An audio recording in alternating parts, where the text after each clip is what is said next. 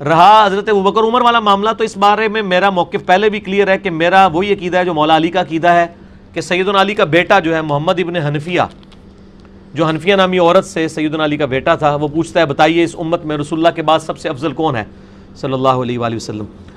تو مولا علی نے کہا ابو بکر. اس نے پوچھا اس کے بعد؟ فرمایا عمر. تو بیٹا کہتا ہے میں نے کہا کہ اب میں تیسری بار پوچھا نا تو وہ حضرت عثمان کا نام لیں گے، تو میں نے کہا اس کے بعد تو آپ ہی ہوں گے.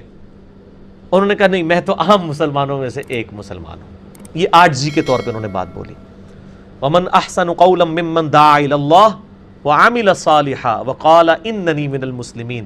اس سے بڑھ کر کس کی بات اچھی ہو سکتی ہے جو لوگوں کو اللہ کی طرف بلائے، خود بھی نیک اعمال کرے اور پھر بھی کہے کہ میں عام مسلمانوں میں سے ایک مسلمان ہوں. یہ سیدنا علی پہ فٹ بیٹھتی ہے. انہوں نے عاجزی کا اظہار کیا. تو ہمارا عقیدہ تو مولا علی کے ساتھ ہے. مولا علی ابو بکر عمر کو اپنے سے افضل سمجھتے تھے. باقی اہل سنت میں کچھ ائمہ ایسے ہیں جو حضرت ابو بکر عمر پہ حضرت علی کی فضیلت مانتے ہیں. امام عبدالرزاق ہیں، امام حاکم ہیں اور ائمہ ہیں. ان کے بارے میں ہم ان کو اہل سنت ہی شمار کرتے ہیں. اس کی وجہ سے کوئی کفر اسلام کا مسئلہ نہیں ہو جاتا. یہ ایک ظنی مسئلہ ہے، قطعی مسئلہ نہیں ہے. یہ ظنی مسئلہ ہے، یعنی ایک ظن کے ساتھ ہے. اس کے اوپر کوئی جھگڑا نہیں کرنا چاہیے. ایک ظنی مسئلہ ہے، اگر کوئی رکھنا چاہتا ہے رکھے. بہرحال میرا اپنا ذاتی عقیدہ یہ ہے کہ چونکہ مولا علی نے کہا کہ ابو بکر عمر مجھ سے افضل ہیں امت میں نبی الاسلام کے بعد، تو میں اس عقیدے کو ہی زیادہ بہتر سمجھتا ہوں. 70 مقامات پہ سیاستہ پہ مجھ جیسا طالب علم ماتمی یہ حوالہ دکھانے کے لیے تیار ہے. 70 مقامات پہ نبی کی حدیث ہے. نبی نے کہا یا علی لحمو کا لحمی، دمو کا دمی، جسمو کا جسمی، حلبو کا حلبی، بغضو کا بغضی، عدوو کا عدوی، انت منی و انا من کا. اے علی تو مجھ جیسا، میں تجھ جیسا، تو مجھ جیسا، میں تجھ جیسا. پوری تواریخ اٹھا کے دیکھو، ساری زندگی ابو طالب کے بیٹے علی نے ایک دفعہ بھی نہیں کہا کہ میں نبی جیسا. ساری زندگی نبی کہتے رہے کہ میں علی جیسا. ساری زندگی علی نے نہیں کہا میں نبی جیسا. ساری زندگی نبی کے قدموں میں بیٹھ کے کہتے رہے میں تیرا نوکر، میں تیرا غلام، میں تیرا عبد. میرا تاریخ مسلمان سے سوال اتنا ہے کہ علی خون ہو کے اپنے آپ کو نوکر کہلواتا رہا، بندے کمی ہو کے برابری نبی کی کیسے کرتے رہے؟ جس کا بنتا تھا اس نے کہلوایا نہیں. ساری زندگی نبی کہتے رہے یا علی انت منی وانا منک، تو مجھ سے میں تجھ سے. حتیٰ کہ جب رسول ہجرت کی ایک صف میں مہاجرین کو بٹھا دیا، ایک میں انصار کو بٹھا دیا. غیب کے علم جاننے والے نبی نے جن جن کی نیتیں ملتی تھیں،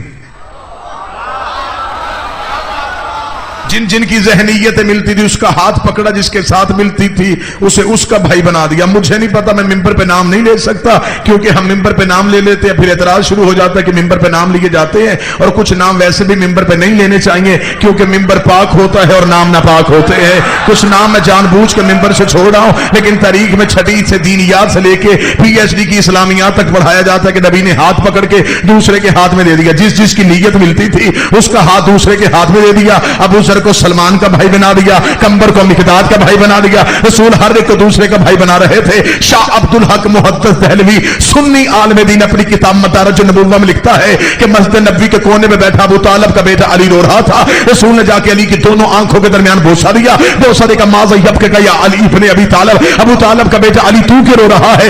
سنی عالم دین اپنی کتاب میں لکھتا ہے علی نے سر اٹھا کے کہا یا رسول اللہ تو نے ہر ایک کو دوسرے کا بھائی بنایا، نہ علی کو کسی کا بھائی بنایا نہ کسی کو علی کا بھائی بنایا. سنی کتاب میں حوالہ نہ ہو، میں چوک پہ گردن کٹواؤں گا. نبی نے دیکھے گا یا علی ان میں کوئی تجھ جیسا ہوتا، ان میں کوئی تجھ جیسا ہوتا، ان میں کوئی تجھ جیسا ہوتا. رکھ مولوی کے سر پہ قرآن. نبی کہتا ان میں تجھ جیسا کوئی نہیں ہے اور تم مسجد کے محراب میں کہہ رہا ہے کہ کچھ فرق نہیں تھا ان میں. اس کا مطلب تیرا عقیدہ اور ہے، نبی کا عقیدہ اور ہے. سارے بولا مل کے بولا حیدری. میں بتانا چاہتا ہوں کہ تحریک کے ختم نبوت پہ اصل حصہ کس کا؟ تحریک کے ختم نبوت کے لیے قربانیاں کس نے دی؟ ختم نبوت پہ اگر کوئی بات کر سکتا ہے، میں پارلیمنٹ ہاؤس میں بیٹھے ہوئے مولویوں سے لے کے علماء بورڈ تک بیٹھے ہوئے مولوی سے کہہ رہا ہوں، قادیانیوں کے مرزائیوں کے مقابلے پہ اکیلے نہ جانا. ہمیں گھر میں بیٹھ کے کافر کہہ لیا کرو، لیکن جب دشمن کے مقابلے پہ جانا اکیلے نہ جانا. کیونکہ اگر تم کہے تو تم ختم نبوت پہ بات کر ہی نہیں سکتے، کیونکہ تم اپنی کتابوں میں لکھ چکے ہو کہ نبی نے حدیث کہی تھی اگر میرے بعد نبی ہوتا تو وہ ہوتا، جب ہونا ہی نہیں پھر کیوں ہوتا؟ بولے میری قوم کا نوجوان میرے ساتھ بولے. تم نے اپنی کتابوں میں یہ حدیث لکھی کہ حدیث ہے رسول کی کہ اگر میرے بعد نبی ہوتے تو فلاں ہوتے. ختم نبوت سے بات کیسے کرو گے؟ مرزائی تمہارے سامنے تمہاری کتابیں رکھ دے گا، وہ کہے گا تم کیسے بات کرتے ہو، تمہاری کتابوں میں نبی کے بعد نبی آنے کی گنجائش ہے. ہم محمد رسول اللہ کے بعد علی ولی اللہ پڑھتے ہیں تاکہ دنیا کو بتائیں کہ نبوت آج بھی علی ولی اللہ کی وجہ سے محفوظ ہے. اور میری قوم کے حافظے اتنے کمزور نہیں ہے. جب ذوالفقار علی بھٹو کے دور میں میری قوم کے نوجوانوں تک یہ فکر پہنچانا چاہتا ہوں، بزرگوں کے ذہنوں میں یہ تصویر پہلے سے موجود ہے. جب ذوالفقار علی بھٹو کے دور پہ لیاقت بھائی مرزا ناصر نے، اس دور کے مرزائیوں کے رہنما نے، اخبارات میں مناظرے کا چیلنج کیا تھا کہ مسلمانوں ہمارے بچے یتیم نہ کرو، ہمارے گھر نہ جلاؤ، ہماری بستیوں کو آگ نہ لگاؤ، ہمارے ساتھ بحث کرو، ہم تمہیں کتابوں سے ثابت کریں گے تمہارے نبی کے بعد نبی آنے کی گنجائش ہے.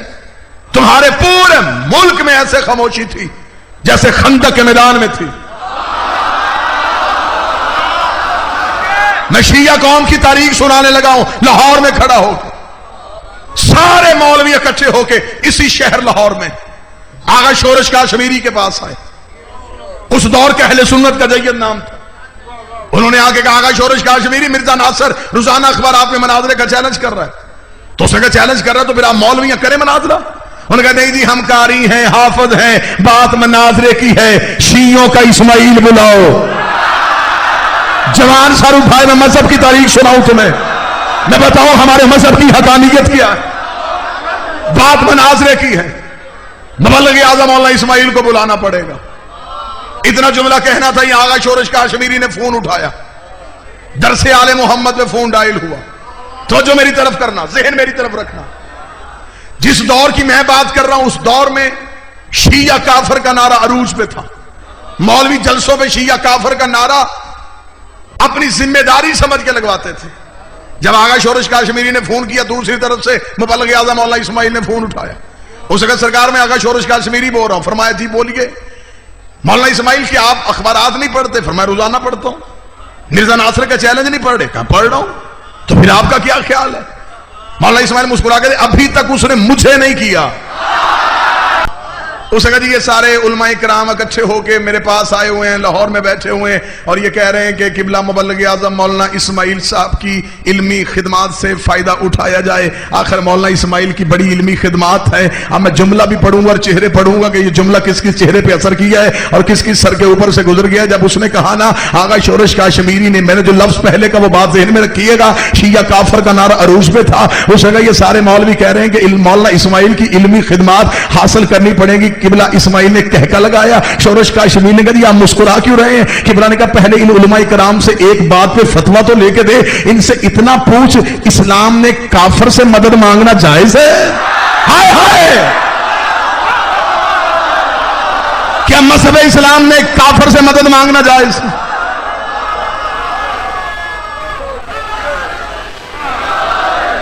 آغا شورش کاشمیری مسکرائے، مسکرا کے لگے مولانا اسماعیل یہ ہیں ہمارے گھر کی لڑائیاں، پھر کبھی ہم بیٹھیں گے یہ بھائی بھائی کی لڑائی ہے ہم طے کر لیں گے. لیکن اب یہ اکٹھے ہو کے آپ مجھے بتائیں ان کو کیا جواب دوں. ایک ایک لفظ سننے والا، اب ان کو کیا جواب دو؟ قبلہ مبلغ اعظم مولانا اسماعیل نے کہا آغا شورش کاشمیری میں آپ کے دل کی اتھا گہرائیوں سے عزت کرتا ہوں، میں آپ کو قدر کی نگاہ سے دیکھتا ہوں، لیکن آغا شورش کاشمیری جو تیرے پاس بیٹھے نا آپ انہیں نہیں جانتے. میں ان کے درمیان رہ کے آیا ہوں، میں ان کی نسلیں بھی جانتا ہوں، میں ان کے شجرے بھی جانتا ہوں، میں ان کے کردار بھی جانتا ہوں. مجھے پتا ہے یہ رات کی تاریکی میں منتیں کرتے ہیں، دن کی روشنی میں مکر جاتے ہیں. ہائے ہائے ہائے، یہ رات کی تاریکی میں منتیں کرتے ہیں، دن کی روشنی میں مکر جاتے ہیں. آغا شورش کاشمیری نے کہا اس کا مطلب مولانا اسماعیل آپ انکار کر رہے ہیں، آپ مناظرے کے لیے نہیں آ رہے؟ قبلہ مبلغ اعظم نے کہا میں آنکھوں کے بل چل کے آؤں گا لیکن میری ایک شرط ہے.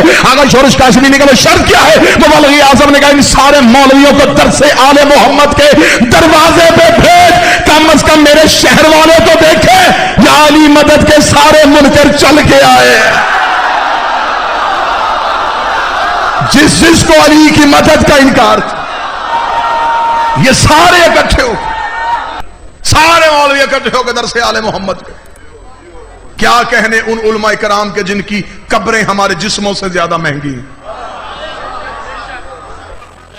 جن کا پیشہ شیعہ نہیں, جن کا مذہب شیعہ تھا.